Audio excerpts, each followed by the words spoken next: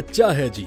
बाबर और नसीम की बारिश में स्लाइडिंग। कौमी क्रिकेट टीम के साबिक कप्तान बाबर आजम और नौजवान बॉलर नसीम शाह की बारिश में स्लाइड लगाते वीडियो सोशल मीडिया पर वायरल हो गईं। नसीम शाह की जानिब से इंस्टाग्राम पर शेयर की जाने वाली वीडियो में दोनों को तेज बारिश के दौरान रेस लगाते हुए फर्श पर जोर की स्लाइड मारते देखा जा सकता है। बाबर आजम और नसीम शाह दोनों ने स्लाइड स्टार्ट की। दोनों ही फर्श पर फिसल कर आगे बढ़े, लेकिन बाबर आजम ने ये मुकाबला अपने नाम कर लिया। फिर दोनों हंसी खुशी उठे। बाबर आजम के चेहरे पर फातिहाना मुस्कुराहट थी, लेकिन नसीम शाह ने उंगली के इशारे से बताया कि वो मजीद मुकाबला करना चाहते हैं। नसीम शाह ने वीडियो के कैप्शन में भाई के साथ एंजॉयमेंट लिखा। दोनों को खूब मस्तियों में देखकर उनके मद्दाह भी खुश हुए बगैर न रह सके और तारीफों की भी बारिश कर दी।